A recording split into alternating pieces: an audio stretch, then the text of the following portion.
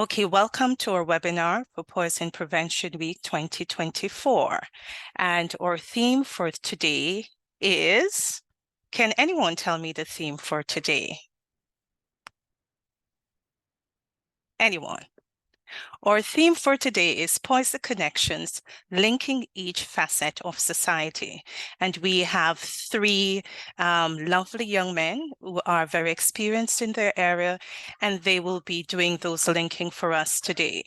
Carpine is located in the University of Technology, Jamaica, and the College of Health Sciences. And Carpine is over 12 years old. I've been the Poison Information for the Caribbean Poison Information Network since April 4, 2012. And this is one of our signature events that we have each year. Since the pandemic, we have now gone online, but we strive to still share information with the Jamaican population as best as possible. I'd like to welcome you all to our event, and I ask you to sit back, relax, listen, and enjoy the presentation, take your notes, notice the housekeeping comments in the chat from my assistant, and kindly adhere to them. Our first presenter from this afternoon is Mr. Stephanus Granville. And Stephanus is a public health inspector like myself, and he works at the Westmoreland Health Department. I also usually work at the Westmoreland Health Department years ago. So we have similar background and we have similar working settings. Mr. Granville, he is a little bit about him in terms of his hobbies. He enjoys exercising and physical activities such as sports, drawing, and writing poems. He likes to cook, quite interesting. And he also likes to make different alcoholic mixes and also do a lot of renovation projects. He was quite a very active cadet officer at the Frome Technical High School. And he also attended the University of Technology, Jamaica. And while he was there, he was an health and safety coordinator for the Students' Union and also for the Public Health Students' First Year Program. At this time, I'd like to invite Mr. Granville to the platform, and he will be presenting to us on the emerging toxins that are in food safety. Mr. Granville, I will hand you over and pin you to the platform. You are now a co-host, so you can share your presentation. All right, so thank you very much for that introduction, Miss. Good evening. So well, I'll go ahead and share my presentation. So for today, under the theme, poison connections linking each facet of society, I will be presenting on emerging toxins found in food and how to protect yourself. One moment. System is moving a little slow. So you'll realize that I have eat healthy food to live healthy. So just to get into my presentation. So our objectives for today. So at the end of the presentation, learners should be able to define what is food according to public health, identify how toxins enter the food chain, identify who is at risk from contact with food toxins, and identify protective measures against food toxins. So what you can do to protect yourself and others. All right, so what is food? So with public health, or using the FAO definition, food means any substance, whether processed, semi-processed, or raw, which is intended for human consumption and include chewing gum and any substance that has been used in the manufacture, preparation, or treatment of food, but does not include cosmetics or tobacco or substances used only as drugs. So from this definition, water may also be included in the category of food because water is something that we do consume. So getting to the meat of the whole purpose why we're here today. So first we have to understand what are toxins. So a toxin is defined as a poisonous substance produced by a living organism, although it can also include man-made substances. Toxins are designed to cause harm to anyone or anything that comes into contact with them. All right, so the types of toxins found in food. So in recent decades, there has been a considerable increase in the global production and use of pesticides. So these pesticides include herbicides, insecticides, and fungicides. And additionally, we have the antibiotics and hormones that are used in animal rearing. So their harmful effects on health have become apparent as a result of protecting national and international trade of food products. So it's basically a trade-off where in order to ensure food security, we now have to rely on these chemicals to ensure that they are not affected by any sort of pest, whether it wants to be insect or other type of herbs. It is also becoming increasingly apparent that long-term low-level exposure to some chemicals in foods can result in chronic health effects. So you may realize that more and more babies are now being born with certain health diagnosis, as well as persons becoming young adults and so forth. You realize that they're being diagnosed with illnesses like bronchitis, asthma, things along that line. So they're not very detrimental to health, but the increase of persons being born with these are diagnosed with these illnesses are on an increase, which may be linked back to the food that we do consume. All right, so pesticides. Pesticides are chemicals or biological agents that are used to protect crops from insects, weeds, and infections. There are currently over 1,000 known pesticides used worldwide to prevent damage of our food product by pests. So the pesticides have the potential to be toxic to human health and may have both acute and chronic health effects. So the acute effects may include genotoxic effects along the line, such as gene mutation. Also, we have a case where many older, less expensive pesticides, such as DDT and lindane, can linger in the soil and water for years before breaking down and are considered persistent organic pollutants. So they take a very long time to be broken down to a point where they are now in the environment. It also is a point pesticides are among the leading causes of death by self-poisoning as in particularly low and middle income countries. So this is as a trade-off, whereas due to the economic affordability of these pesticides, these cheaper pesticides, the effects that they have on the land, water, as well as man is sometimes neglected because now they have to be ensuring food security for the population, which the government must feed, or governments must feed. So pesticides may have a varying toxicity based on their functions. So as you realize, we mentioned 3 different types of pesticides. So you have your herbicide, insecticides, and fungicides. However, for the insecticide, an insect system may be more closely related to that of man or animal, and as such, the insecticide may have a more detrimental effect or more faster acting effect on the human system. So the amount of pesticide residue in food depends on many factors, which include the type and amount of pesticide used, the amount of rain, wind, and sunshine that fell on the crop, as well as the kind of processing that food undergoes, such as storage, time, washing, and peeling. All right, so with animal rearing, we tend to use antibiotics as well as hormone.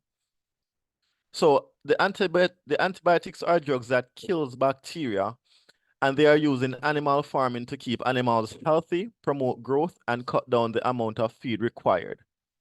However, the overuse of antibiotics may increase the possibility of breeding antibiotic-resistant strains of bacteria, and animals should not be given any antibiotics in the few days or weeks leading up to slaughter. So this, for most farmers, there's this drawback period, including with your pesticide.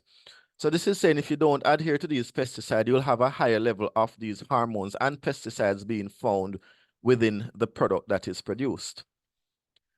There are some concerns that antibiotic residues in milk may make people who are already susceptible to an allergic reaction much more sensitive to penicillin. And sex hormones such as estrogen and testosterone are used in cattle to accelerate weight gain so they can be sent to the market earlier.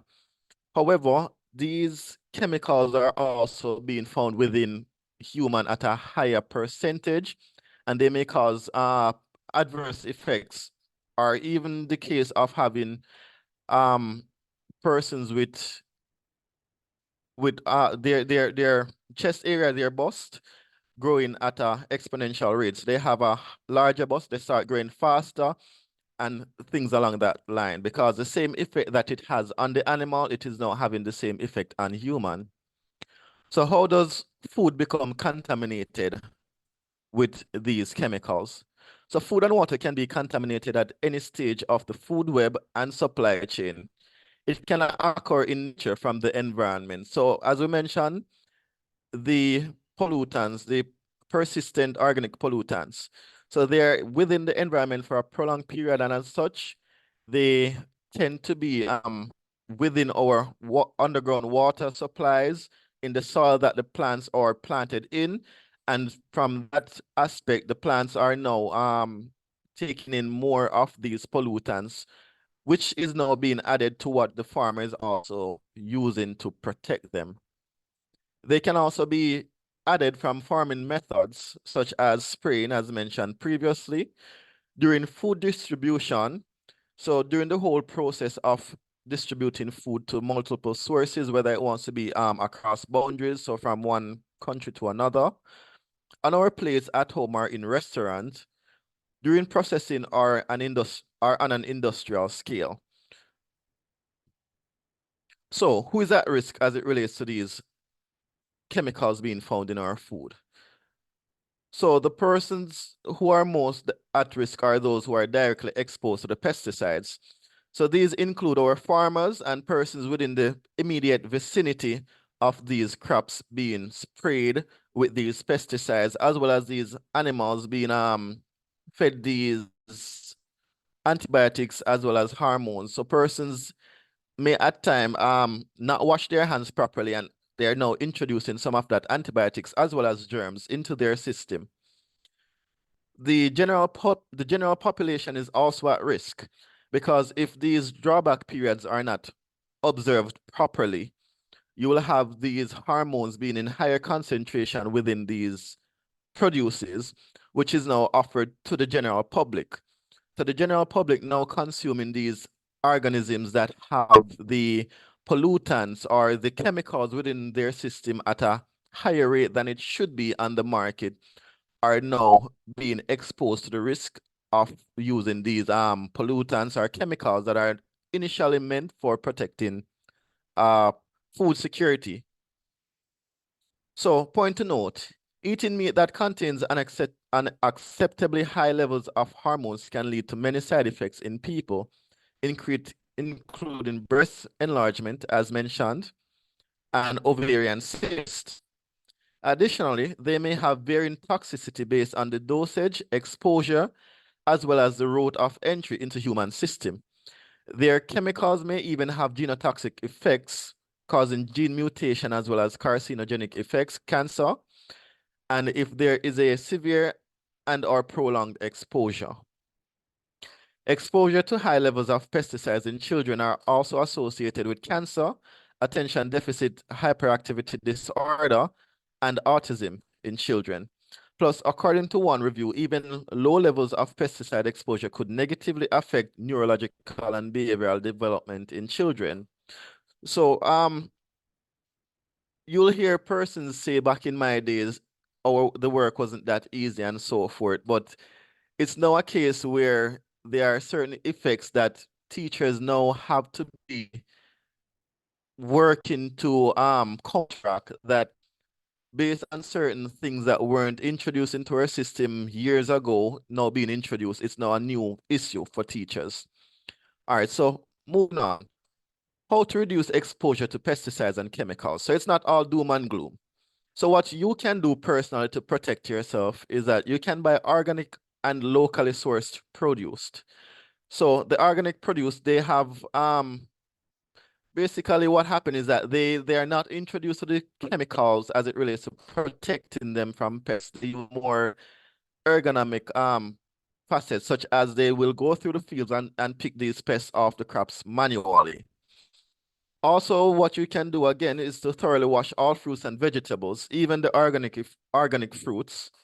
You can grow your own vegetables, so your own little backdoor garden or kitchen garden. Peel vegetables or remove the outer layer of leaves. Trim visible fat from meats, as many residue are fat soluble, meaning that they tend to dissolve more readily in fat and they are stored within that fat. So when you remove this excess fat from these meat kind, you're now removing more of these chemical residue found within these meat kind. You should practice proper food handling and cooking techniques. Stay informed and advocate for food safety regulations, and consume a variety of foods to reduce your intake of antibiotic-resistant bacteria, hormones, and pesticides. All right, so fun fact. Non-organic baby foods are considerably less contaminated by pesticides than their whole fruit and vegetable counterparts, according to the USDA. So this is a research that was concluded in 2024, and this may be as a result of these baby foods actually going through more processes. So you have more critical control points where heat is added to these products to ensure that certain pollutants are not introduced to these food items. And as a result of these additional process, heat being added and so forth, they tend to be safer than the whole grain alternatives. All right, so here I have a list of food considered, they are called the dirty dozen. So it's a total of 12 foods, and they are normally found to have 4 or more pesticide residue present. So we have our strawberries, grapes, apples, spinach, pears, cherries, peaches, nectarines, blueberries, green beans, bell and hot peppers, as well as kale, custard, and mustard greens. So you'll realize that some of these fruits rather, are traditionally fruits that Jamaicans gravitate to readily. So like for the apples, it's talking about the American apple, where they tend to have a waxy coating on the outside, which most of us going into the store to take up these apples, we just wipe it off on a piece of cloth. Some of us do wash it, which is very good. And then from that point, you just consume it. But these fruits, for the apples, it's best that you peel the skin, the outer layer, where this waxy cuticle that you are unable to see is now being removed. For the grapes and strawberries, it's a similar case. But again, you can wash it in warm water, because warm water tends to remove these protective layers more readily than your room temperature water or cold water. But alternatively, so an alternative to these dirty dozen is the clean 15. So these are a set of 15 food items that are found to have a very low chemical pesticide residue, or they have no chemical pesticide residue. So these include avocados, sweet corn, pineapple, onions, mangoes, papaya, sweet peas, asparagus, honeydew melon, sweet potatoes, just to name a few, and the list goes on. So there's an additional 5. So these items tend to be much cleaner than the dirty dozen, because they don't have a lot of pesticide residue found on them. And as such, eating these food items, it's much safer to you as an individual. So that would conclude my presentation as it relates to toxins found in food and how to protect yourself. So if you have any questions, now would be the ideal time. I will now see any questions from persons that are online. So let me quit sharing.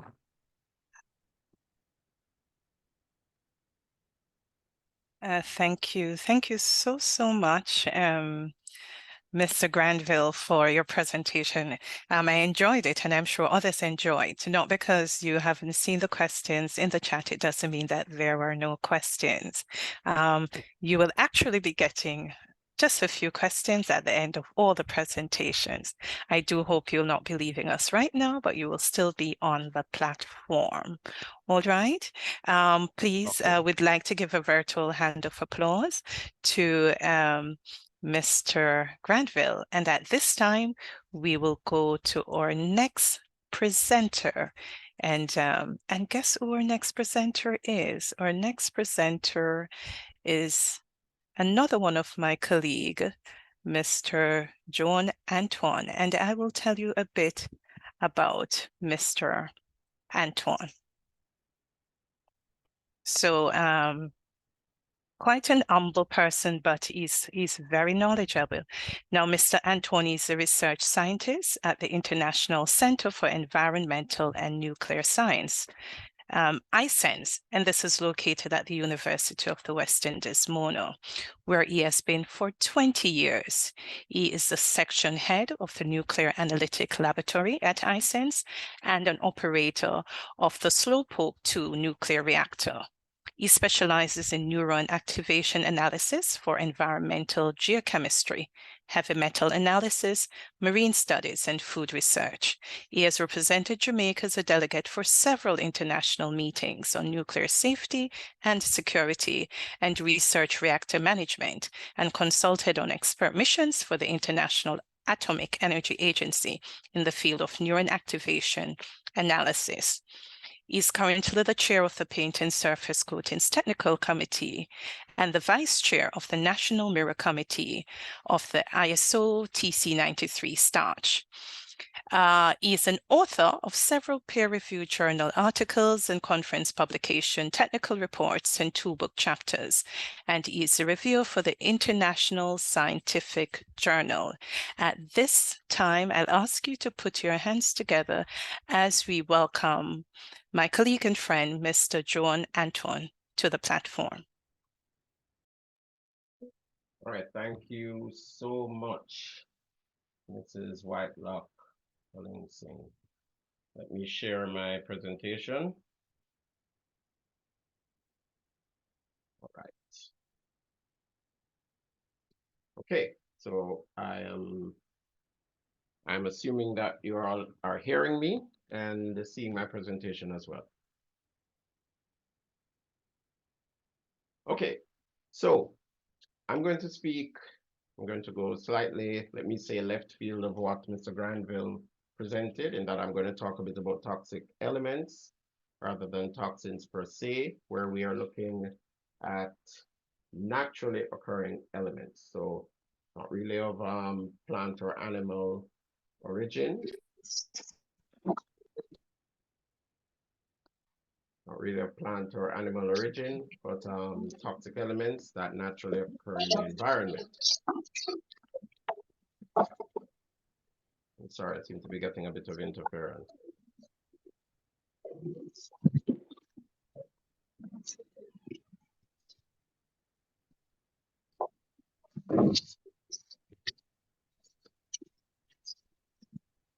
All right, moving on. Let me give a little background to ICENS. So the International Center for Environmental and Nuclear Sciences actually started life as a Center for Nuclear Sciences, and it was built around the JM1 Slowpoke 2 reactor. Now, it, in around 1995, 96, became a joint venture between the government of Jamaica and the University of the West Indies, Mona campus. Initially, it started with weapons-grade uranium for the reactor, but since it has been lowered and the core has been converted to low-enriched uranium. So we continue to use the reactor, but with a, let's just say, a safer form of uranium. Now, a little bit about this research reactor. It's an acronym. JM1 is just Jamaica's first research reactor. Slowpoke is an acronym. S for safe, LO power for low, W for low, PO for power, K for critical, and E for experiment. And it's actually known as a Slowpoke 2 because it's actually the second edition of this form of reactor, and it is the only one, although it's designed in Canada, It is the only one that is found outside of Canada. It was exported effectively to Jamaica, and it has been in operation for a little over 40 years with no incidents. The major use for this reactor is neutron activation analysis. And this is where we're going to go going forward for how we use this reactor for toxic element analysis. All right, so when you have a research reactor and the world, or at least the island is your oyster, what do you do with it? Well, basically, you try and irradiate everything. And so initially, all these aspects, isotope manufacture, medicine, clinical analysis, one of my favorites, forensic science, entomology, food analysis, all of these were initial utilizations for this type of reactor. But we started first with geology and geochemistry, specifically environmental geochemistry. And this was to prove very, very faithful in how we developed the program that I'm about to talk about. So what we initially did was we sampled the entire island in terms of gridding it into 8x8 grids and sampling it at each corridor so that we had almost 300 samples spanning the island. And then we analyzed these samples using that reactor, neutron activation analysis. And what we found was interesting and in some cases alarming. We found that in certain parts of the country, you have toxic elements or potentially toxic elements, I should say, the toxin is in the dose, that were orders of magnitude, sometimes 2, 3 orders of magnitude, what you would find in the background environment across the rest of the world. This didn't mean anything to us initially, but when the publication of these results were sent out, several reviewers said that these numbers are not credible. They were so high that they felt that we should see Jamaicans dying or very, very sick, for example, cadmium. The levels of cadmium should have seen Jamaicans being sick. Some of the levels of arsenic should have seen Jamaicans being sick, and we weren't seeing that. And so, in fact, we actually sent some of our samples abroad for checking so that there was an aspect of quality control for this, because this was alarming to several people. To us, they were just numbers. So initially, when those results came back, what we realized is that having been validated by independent analysis, that we potentially had a problem because a lot of these soils were these levels of cadmium, these levels of arsenic, and several other potentially toxic elements were occurring in our most productive soils as well. So you have these elements at a high level in soils. So the next thing to do is say, well, it's not a problem if it's sequestered. If it's not getting into the foods, well, shouldn't be a problem. So the next thing we did was we started analyzing foods. And what we found, unfortunately, in some cases, were that those very high levels of let's just say, cadmium, you looked at cadmium a lot because that was the most remarkable and one of the most dangerous potentially toxic elements. We're finding their extremely high levels in many of our foods, including yams. And of course, when we're looking at things that are regulated for export, this became something of an issue. We started looking at directly targeting plants such as Jamaican tobacco that we knew would hyperaccumulate several of the elements, including cadmium, that we were interested in. And what we found was that that accumulation was even more significant and could actually be found at autopsy. But more about that. So we started looking at trace elements, especially those toxic elements in more human tissue. We looked at it in placenta because we wanted again to see whether some of those elements would affect fetus, would affect our pregnant mother, would affect anything that we could begin to look at. Because what we are saying is, we found it in our soils, we found it in our foods. Is it then becoming bioavailable and therefore bioaccessible to the Jamaican consumer? And we found that that was the case in almost every instance that we as iSense could test. Or in this case, where we collaborated with doctors, not only in the case of gynecology, but as I mentioned earlier, when we're looking at the case of autopsy, what kind of body load of some of these potentially toxic elements were being found in human tissue. We even went to the aspect of blood, and we used the reactor for all of these studies incidentally, because that's one of the versatile aspects of neutron activation analysis as it relates to the use of varied and many sample types. If you have that option, if you have the option of this technique, you can pretty much irradiate any type of sample. And so we looked at chromium in blood. It actually is not only, some species of chromium are actually very toxic, but more importantly, there's a difference in metabolism between the norm, the normal person and the diabetic. And we actually realized that we could see that statistically using the results of our work. So we started to consider what we had found and the direction of where we wanted to go. Recall that I started this by looking at environmental geochemistry. And what we found was pretty much by accident. You don't know what's there, you find out what's there, and it informs your study, it informs your research. And so we started to take this into another realm. Remember I mentioned, we like to say the toxin is in the dose. It's not quite the right thing to say if you are outside of the lab, because technically speaking, there are many, many elements for which there are no safe exposure to, right? Lead is one of them. But we started saying, all right, let's manipulate this data a little bit.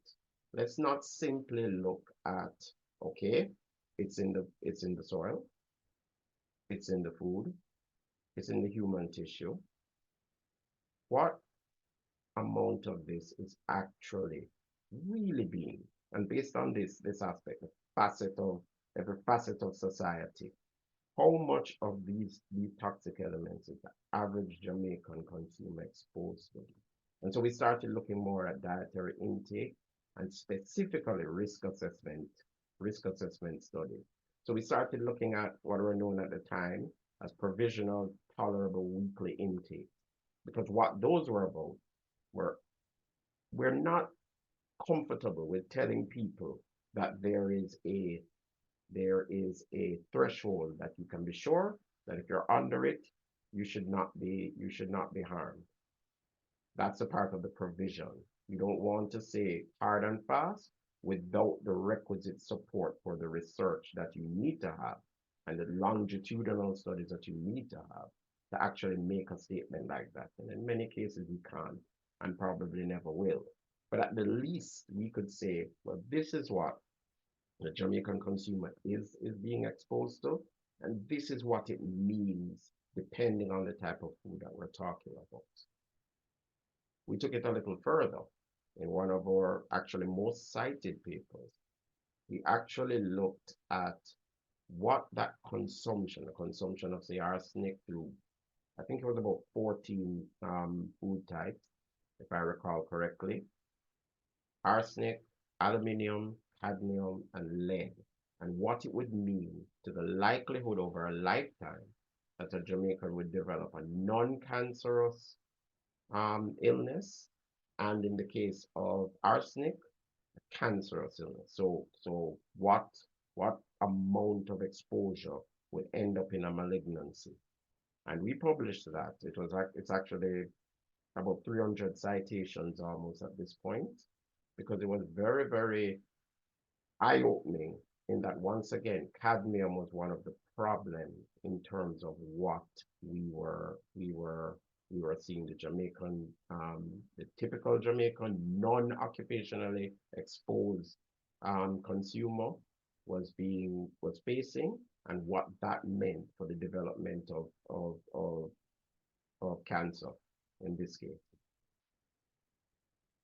And to be fair, at the same time, we weren't only focusing on food. We actually were led in that direction, as I said, based on the environmental aspects of what we found. But what we also found was that there are certain parts of the island that were elevated in lead. Less so as much as some of the other potentially toxic elements that I've mentioned, more so because in those pockets where they were elevated, there was mining. And there was mining that resulted in contamination of the environment in terms of lead mine tailings. And so those are man-made, or as we like to say, technologically enhanced contamination. And it stayed there. Some of these mines, many of them closed in the 1800s. And unfortunately, there was less information about where these contaminated areas were. There's not an aspect of zoning and thinking about those things in that time. And so later on, we would have circumstances where schools were built on these lead contaminated areas. And even before that, and during that, we are discovering aspects of lead poisoning related to backyard smelting of, of, of lead acid batteries. And that had a direct and immediate impact. In fact, it was, for me, quite personal, because I recall that when I first came to Iceland, how long ago that was, my sister was an intern, a pediatric intern at the time. And we did blood lead testing on 2 children who had such elevated levels. I remember their names, I won't say it now, for their own privacy. But their blood lead levels were 138 micrograms per deciliter and 202 micrograms per deciliter. And these were 2 very happy little boys that my sister used to take care of. And those are levels above 50. You tend to expect hospitalization and about 75 death. And that also, again, led us to other research. As I mentioned, we ended up using project money to not only look at that lead, but when we discovered that where the lead was in terms of the school and what the children were actually playing in, we actually used the money. When we had to ask the donors, we actually used some of the money rather than using it for analysis. We used a lot of it to actually entomb the contaminated area, so that the kids were no longer exposed, those school children were no longer exposed to that level of lead, because it was proving deleterious. And we continued to monitor them for a little while after the project was complete. Again, another aspect where potentially toxic elements were more than potential, they were very real in terms of the impact on the Jamaican public, especially children. We also did other work too. Again, with a reactor, with a number of the types of techniques that we have, and I should have mentioned that a little bit more, but a number of the elements and techniques that we have allow us to look very much at all, maybe 50, 60 elements. So we're not always looking at only potentially toxic elements, but it helps because we are using, as I mentioned, neutron activation analysis. We're also using X-ray fluorescence, and we use that to test for things like lead. And we wanted to look at the kind of pollution that is coastally impacting on aspects of food, aspects of climate change. We weren't only thinking about the direct aspect of health, although ultimately that's our goal, to be a little bit more anthropocentric. But mostly we wanted to see where some of those things were coming from. So can we say that this is naturally occurring? Is it man-made? Is it really because our geochemical background just for natural processes makes things so high for us? And in a sense, that is the case. Jamaica just happens to be special in some cases. It doesn't always mean it's a good thing, but we just happen to be very special in a lot of the potentially toxic elements and even non-toxic elements that are related to what we find on our island. Not much should be done about that, but we do continue research for monitoring for those purposes. And we also did a lot of air quality monitoring. This was particularly important to us for that reason. We wrote several projects so that we could have high volume air samplers and low volume air samplers so that we could know what people could be exposed to potentially through point sources or through aspects of pollution like traffic. So we looked at total suspended particulates um, with an aerodynamic diameter of 10 microns and also 2.5 microns. We would actually use our various techniques to look at what that particulate matter consists of so that we can determine the source apportionment. So based on what we're finding, you're from sea spray. Based on what you're finding, you're from Riverton. Based on what you're finding, you're from traffic, and so on and so forth. And also we have equipment to look at directly at the black carbon that is in the environment. And that kind of has pushed us in that direction to continue this and to try to expand this with network so that again, it's anthropocentric. What are we inhaling? What are we being exposed to? From acute situations like Riverton to our normal everyday exposure to particulate matter of 10 and 2.5 microns. Finally, before I wrap up, this is an aspect of exposure that ironically we're very, very well known for, but we don't talk a lot about in the real sense. When we first commissioned that reactor, it was insisted upon us by the International Atomic Energy Agency and actually by the university that we have a method of monitoring the exposure of operators. So we are operating a reactor, that's a nuclear reactor, and therefore we're exposed to ionizing radiation.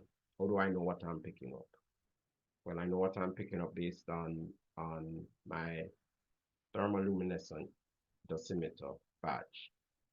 So a badge that I'm wearing that when it is impinged upon by ionizing radiation, it can be tested to see what I've been exposed to over a unit period of time. And so we have expanded that to the entire island. We are the only people who operate this personal radiation dosimetry service. And so we do it internally, of course. That's where it started.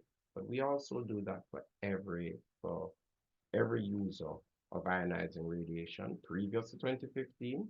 And when the law, the Nuclear Safety and Radiation Protection Act of 2015 came into effect, people were compelled, anyone who's using ionizing radiation are now compelled to be monitored. And based on that, we could say, well, we are doing not only this type of monitoring, but we have legacy data to tell us what type of exposure people are faced with from ionizing radiation in this country. And we offer a lot of other services, radiation measurement, leak testing, surveys.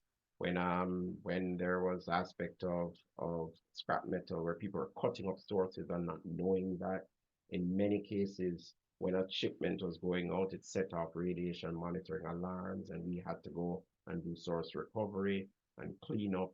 So that's also an exposure. An exposure in this case to toxic elements that are radioactive. And that is one of our niche services, which we are expanding actually regionally. So that's just a little bit about how iSense has gone through what we're doing in terms of exposure, toxic exposure, and just actually a little synopsis of all the things we actually, all the services we actually offer to Jamaica, regionally, and in some cases, even outside of the region. Thank you so much. Thank you so much, Mr. Anton, for your presentation. Always very enlightening. And I'd ask everyone to just give a virtual hand of applause to Mr. Antoine. I do hope that you'll be on the platform with us until 1:30 so that we can feed your questions to you. And remember, if you have questions, you can put them in the chat. They'll be collected and they'll be sent to me. All right. Thank you so much. And we'll go to our next presenter, who also is a very good friend of mine. Just like myself and the other presenters, we have been doing partnership works over the years. And this is none other than Mr. Richard Rowe from the Consumers Affairs Commission.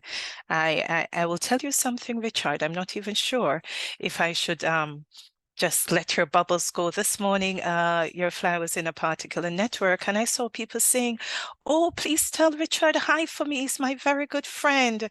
And so I will tell you that from persons within my Shevening network who sent their best regards to you. Wow.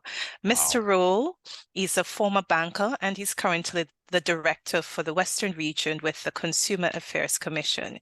He oversees the operation, inspection, and field functions of the Commission through its regional offices with responsibility for supervision of staff and provides technical and administrative support to the Director of Field Operations. For over 20 years, Mr. Rowe has committed himself to public service and the empowerment of others. One of his greatest achievements at the Consumers Affairs Commission was a successful resolution of complaints that in one instance resulted in a 27.5 million refund and compensation. And to date, this remains the single largest individual monetary compensation that has ever been negotiated by the Consumers Affairs Commission. Since leaving Arden High School, Mr. Rowe attended the University of Technology, Jamaica, Institute of Management, the United Theological College of the West Indies, and Management Institute for National Development. He is customer service certified and is presently pursuing a Master of Business Administration in Leadership and Sustainability with the University of Cumbria, UK, and Robert Kennedy College, Switzerland. Mr. Rowe is the Deputy Chairman of the Jamaica Customer Service Association and has served Kiwanis with distinction since joining the Kiwanis Club of Kingston in 2007. In 2015, he was the Chartered President of the Kiwanis Club of Barbican, the Kiwanis 100th Anniversary Club, which he chartered. He was awarded the Godfrey Dyer Medallion for distinguished service to Kiwanis. At this time, I ask us to welcome Mr. Richard Rowe and also my Kiwanian brother to do his presentation. Welcome to the platform, Richard. Thank you very much, Sharika. Really a pleasure to be online with you all. I hope you all are hearing me, yes? Yes? Hearing you very clearly. And you're seeing my slide? Seeing your slide and seeing you also. Awesome. So it's my pleasure again. And I want to thank you, Sharika, for inviting me to make this presentation on behalf of the Consumer Affairs Commission. Today, I was happy to be online and hearing from Sir Granville and Sir Antoine as they looked at food safety as well as, the whole testing for toxic exposures in Jamaica. Very, very excellent presentations. And so I would like to just bring up the rear end simply by sharing in this webinar, reporting to the CAC breaches in poisonous product information. All right. Oh, by the way, did I wish you all happy Poison Prevention Week 2024? Thank you so much. All right. Okay, so today we're covering just a few things here. We're looking at the issue of identifying some key symbols and pictograms that relate to toxic substances and poison. We're going to be identifying the basic information for labeling of retail packages. And certainly we'll be looking at how we can apply the 6 steps in lodging complaints successfully to the Consumer Affairs Commission. All right, so let's start simply by sharing some stuff here. Who can tell us which symbol this is? What symbol is this? Talk to me, anybody. What symbol is that displayed to the right of the screen? I'm not sure if I'm cheating if I should respond. Poison. Skull and bone poison. All right, no more from you now. Yes. And the next one? Carcinogenic. Not quite. Not quite. What's this one saying? Anybody else? Very quickly. This one is saying health hazard. Yeah? Health hazard. What about the next one? What about this one? Corrosive. Say that again. Corrosive. Yes. Yes, man. This is corrosive. Yes, for sure. And what about this one?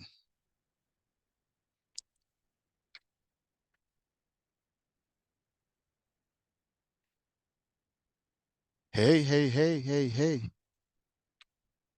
No? Nobody? And environmental hazard? I don't know. I'm just It guessing. is. Indeed. Indeed it is. You are very correct. And this one? That's a pictogram.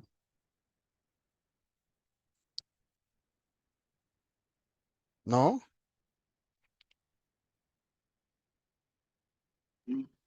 Controlled No? substance, dangerous drug. All right. Pay attention to the little one down below. Does it Oh, keep out to of reach what of you call it? children? Ah, Children. yes, for sure. Keep out of the reach of children. And I tell you, I thank you very much for your participation. With that one, we want to make sure that when we see these things, we know exactly what they represent as the consumer. So it's labeling that we're going to be talking about now. We're looking at, the labeling standards. Oh boy, labeling of retail packages of pesticides. And part 27 speaks to the standard that specify info to be included on labels of pesticide packages intended for retail trade. And of course, it speaks also to any information to be included on in the instructions that are printed on leaflets or brochures or inserts accompanying the package. So it's very, very important that we know what this standard has to do with labeling. And certainly the standard, there are some things that are very, very, very important in the standard. It speaks to hazard class requirements. It also speaks to all the standardized precautionary and hazard statements. The standard also speaks to hazard symbols and precautionary pictograms. In fact, I got some of these things exactly from the standard, as the Bureau of Standard has shared the standard with me in preparation for this presentation. And finally, what the standard does also, it gives a sample layout of the label for each product. Yeah, sample layout there. Now, I want us to talk a little bit about two complaints that were handled by the CAC. Now, what we need to stress here is that these were more reaction issues and do not involve really poison per se. But we thought it was important to share these two cases with you, as these will form a good eye-opener to persons. The cases that we handle here at the CAC, they go far and wide, can I tell you? So let's talk about these two cases. Now, case number one. This case involves a farmer who bought a chemical to remove ticks from his livestock. How about that? On administering the chemical, the cows started foaming at the mouth, and he got some busy. Can you imagine? Remember, farmers, you know, in the rural parts of the island, got some busy. Perhaps if I give them some busy, it would help them. Well, the busy did not help, folks. He lost some of his cows, consequently, and he blamed the farm store for the misfortune. He was asked how the chemical was applied, and here was his response. I just added some tubes of the chemical in water and sprayed the cows. Well, the instructions were for the animals' eyes and mouth to be covered before administering. And also, a tubes is not an accurate measurement, is it? Because if the dosage says 2 milliliter for 100 milliliter of water, for example, then a tube's not going to make it. Yeah. So the vendor could not be held accountable to the farmer's failure to follow the written instructions. Here's another case. It's a bigger one now. This one now relates to incorrect use of pesticides. The particular hotel had a contract with the pest control company to regularly spray and treat the property. On one such occasion, the company was required to treat the staff dining room. Now, it is alleged that the pest control company worker had sprayed the area which was closed overnight. A few staff members who reported to work that morning opened and entered the staff dining room. Due to the pungent fumes, a few of them fainted. Others reported feeling nauseous, and as a result, urgent medical help was sought. Now, this caused tremendous alarm, as the licensed pest control operator has been operating in this capacity for many years without any incidents. An immediate investigation was launched, and guess what?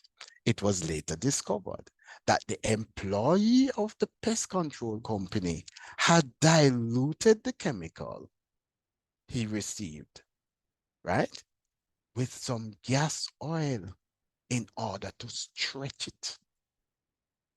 Now, the matter was further exacerbated by the cleaning company, who came now to clean the place. Now, these people decided to clean the furniture and fixtures in the dining room, and it was reported that they used a chemical cleanser, which what was incompatible with the other chemicals that were used prior to this situation. And so it caused additional problems. Now, arising from this incident, it is clear to us that further public education is required as to help us with the safe use of these types of chemicals, which are in heavy use in a lot of places in the industries, in a lot of places across the length and breadth of Jamaica. And so, folks, it is important that we know what we are doing when it comes to the use of these chemicals, yeah? What we have found happening at the CAC, though, is that we are seeing more contamination issues with food, not necessarily poison. And last financial year, we had some 19 cases that we have dealt with that are related to this very issue. As it regards the complaints, now we recognize that a lot of these complaints are influenced by how items are stored or even used by the consumer. Now, a sensitive reaction we find, though, to a product doesn't mean that the product is bad or even poisonous. Yeah, we have had a lot of instances where people are allergic to items, and it's the allergic reaction that is creating the problem. And sometimes they really don't know until this thing happened, and then they feel that they have been poisoned. Not so. In terms of the CAC now, how we handle our complaints. First of all, I think it's important that as consumers, we recognize how we can prepare ourselves to treat with handling our own complaints and reporting them and complaining successfully. And therefore, we have put together 6 steps, only 6 steps that the consumers will take in addressing their complaints to the CAC. What are these steps? Step 1, assemble all your facts. So make sure you have your receipt. Make sure you have any other documentation. So perhaps you had to go to the doctor and the doctor needs to write you something that speaks to what he examined you for and the results of these examinations. These are all information that is needed for your case. And so it's important, folks, that we assemble all the facts, all the documentation that is necessary. Step 2, we invite consumers to complain promptly. We say this, especially something to do with your health, it is something that should be treated with a lot of urgency. Yeah. And so it is time sensitive. And especially if the item or the product is under warranty, then it's even more important because there's a time period within which you can lodge a complaint. And if you act outside of that time period, then we might not be able to help you because the item might have been out of warranty by the time you report the matter to the respective place. So make sure, folks, that we complain promptly. The third step, quickly, is to call, visit, or write. Now, we don't mind when persons call us. We don't mind when they visit. And we certainly don't mind when they write. You know why? Because when it is written, it's a good point of reference. It's harder when you talk about, oh, I made a call and he said or she said so and so. It's important that we document what is being said and make sure it is in writing. So those are 3 steps so far. Here are the fourth, fifth, and sixth steps, folks. So the fourth step is to explain yourself clearly.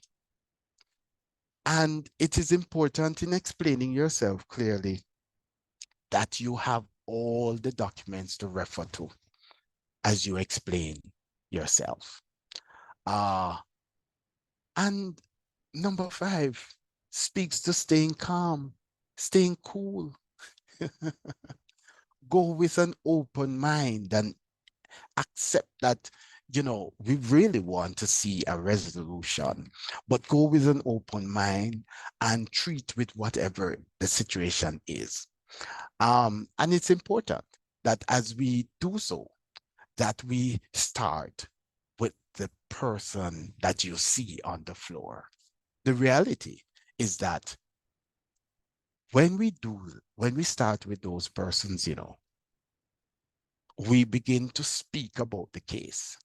But the truth be told, after we would have said it to that person, and then we have to say it again to someone else, it's almost like you are almost repeating yourself. But the truth be told, perhaps you're doing so becoming better at lodging, presenting this information. So we say start with the sales representative, start with the person that you see at the bottom there, and then you can work your way up to the top, perhaps to the manager or whoever it is. But I want to leave with you an important fact here. It's important that we stay calm, and these are some steps we can take in staying calm in our situation. Take some deep breaths, my friend. And maybe if you're like me, I begin to count. Yeah.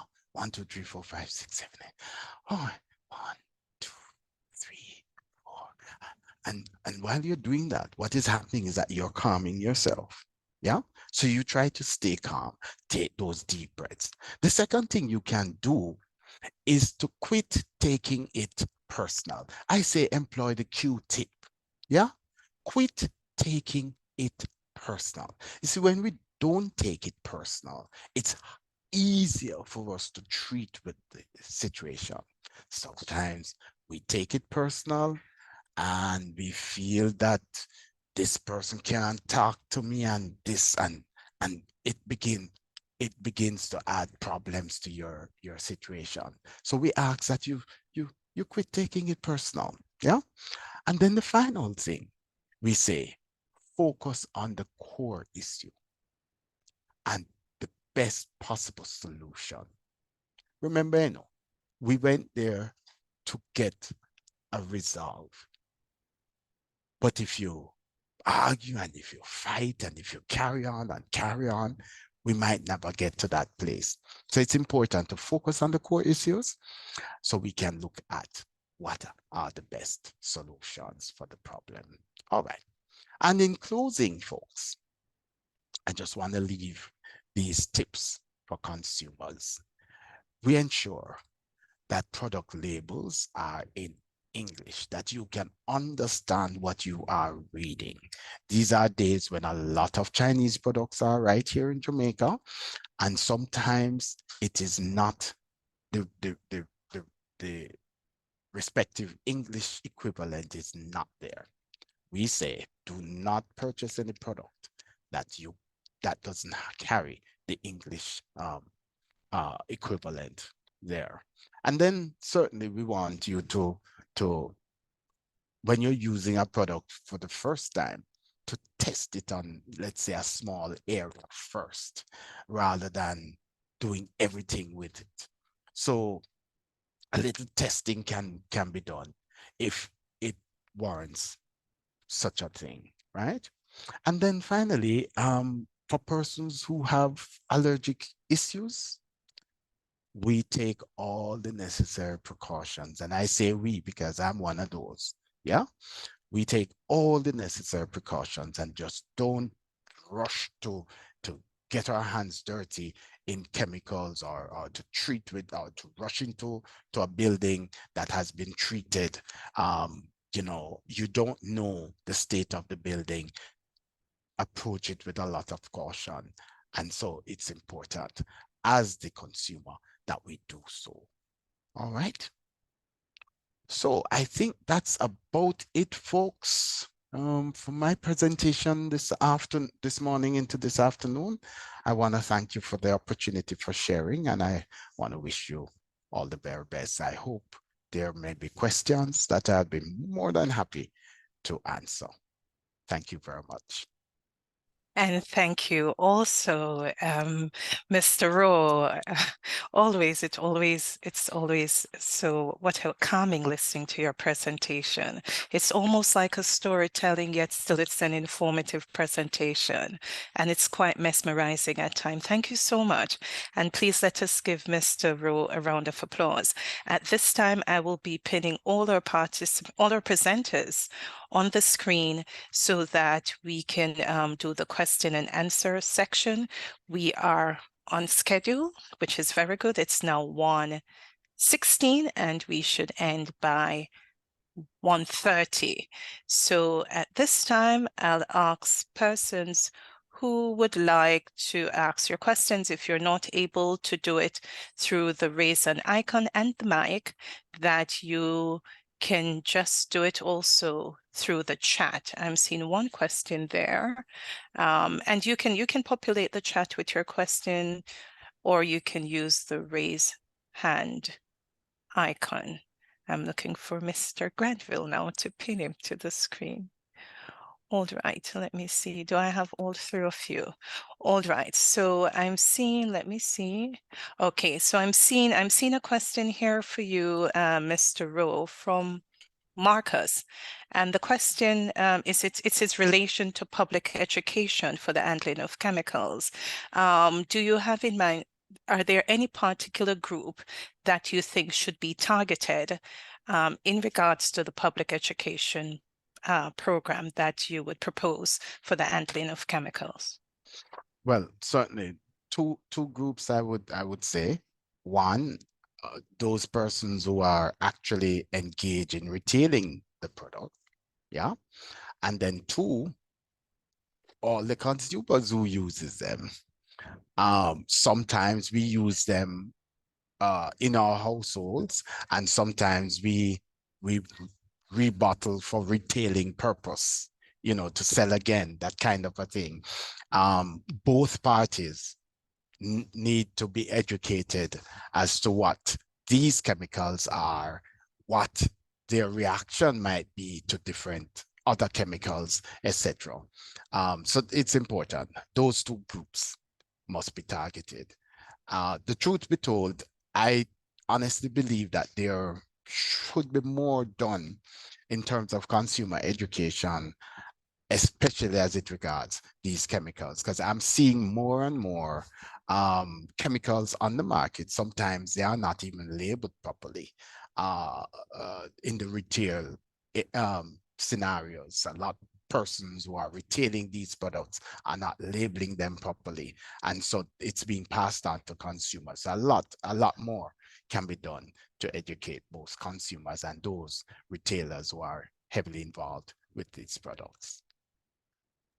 All right, thank you so much. And there is a question here for Mr. Granville. And the question would like, it's in terms of tips, what emphasis you would give to consumers of vegetables? What would you emphasize on for them to lessen the consumption of toxin for those that consume vegetables? Okay, thank you for that question. So for persons that are vegetarian or like myself that eats a lot of vegetables, as presented in the presentation, you can go to organic foods. So that's one option. So organic food meaning that they don't add the chemical component to these food items. There's also the kitchen garden or the backdoor garden. So I do a lot of my own farming, but it's mostly for fruits. I do banana, plantain, pineapple, a few vegetables as well. So these are alternatives, and additionally, as it relates to persons eating fruits. So I've mentioned the organic alternative, planting your own food. And just like I presented in the presentation, you have the dirty dozen versus the clean 15. So that's just a short list, a compounded list of some foods. There are a lot more for both listing, but it's just for the dirty dozen, those are the top 12. For the clean 15, those are the top 15. But there are still alternatives out there. Thank you so much. And that was really good information, because there are some persons that were actually late for your presentation. So the emphasis was good. I'm seeing there are two questions for Mr. Antoine. And this question in the chat says that, can other issues in our society be linked to the high levels of radiation found in the soils across Jamaica? Example, areas with high crime rates. Ah, very, Love very good that. question. Yes. And it's going to be a cross-cutting answer. One of my coworkers very recently submitted a thesis, a master's thesis, on the link between toxic elements, radioactive elements, and various cancers in Jamaica. We need to push that a little further, but at this point, there's quite likely a situation where there are what we know as disease clusters related to exposure, either to these radioactive elements or to trace elements, or in combination, so a synergistic effect. No, in terms of let's say crime, it has long been known that exposure to lead is likely to have an impact on violence at the local level. There have been several papers on it. There have been several publications and many, many, many forms of research on it that likely suggests a link. That has not been conclusively researched in this country. So there is work to be done in that manner. There is a lot of work to be done in terms of that.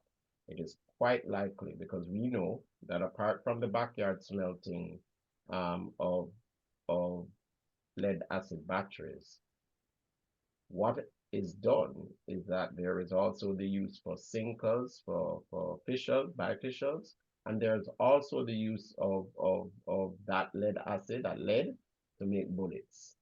There is a lot of evidence, let us say, that there can be a significant link between that aspect and that aspect of lead in the environment and crime. But again, hasn't been conclusively researched in this country.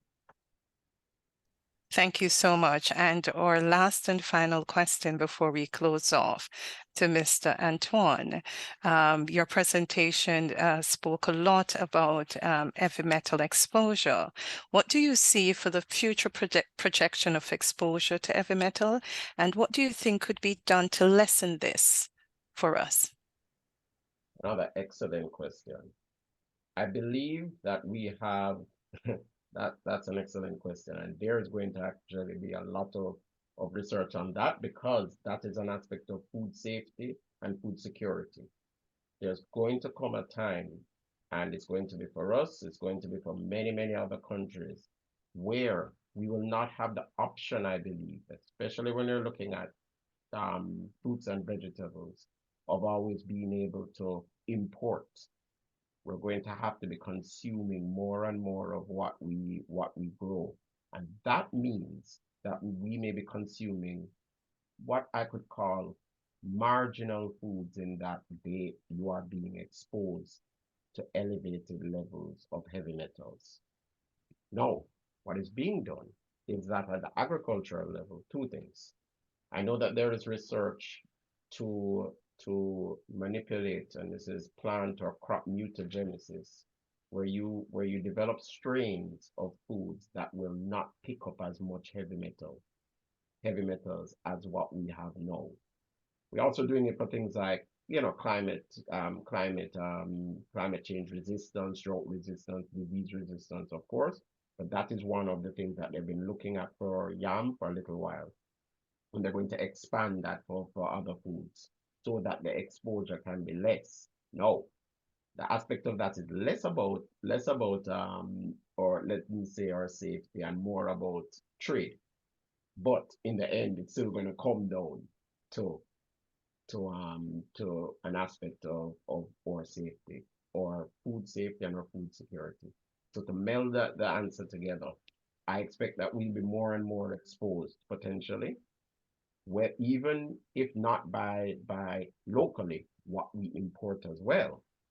And there are steps, at least locally, I know abroad too, but I know more about the work here, to ensure that what we are exposed to locally will be less, because we are trying to ensure that we have strains that pick up less of these heavy metals.